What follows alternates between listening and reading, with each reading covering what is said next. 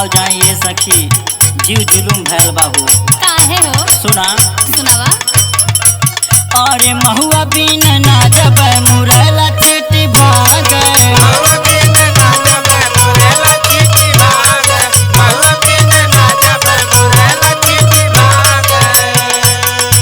हे मुरला चीटी भागे, मुरला चीटी भागे, महुआ बीन ना जब मुरला चीटी भागे।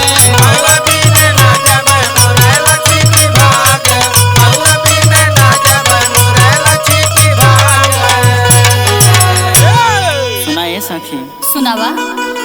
अरे सासु मोर भगावे ससुर मोर भगावे। काहे हो? अरे बहनी ऊ जिद्दी मुरला हो। अच्छा। अरे कि सासु मोर भगावे ससुर मोर भगावे। अरे कितनो मारी ढेला अरे तबो न उड़ी भागे, महुआ बीन ना जब मुरला चीटी भागे।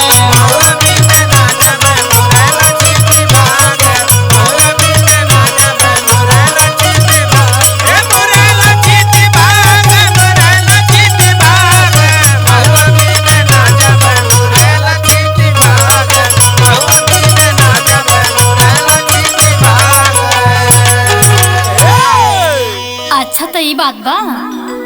अरे इतने नाए सखी, का भइल हो? अरे हमरे जेठो जेठानी जी जानी हो। अच्छा।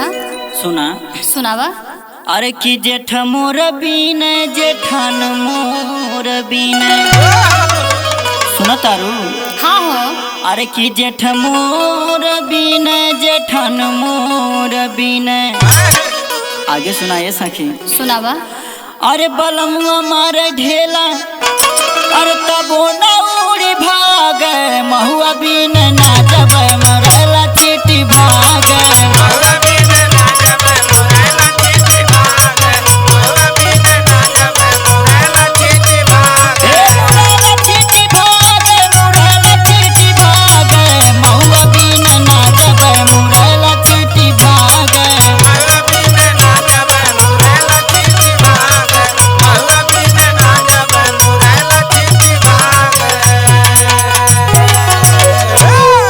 बड़ी परेशानी बा ये सखी।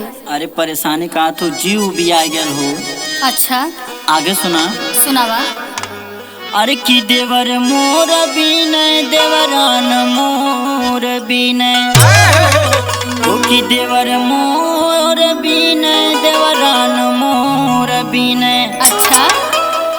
अरे ननदिया मारे ढेला।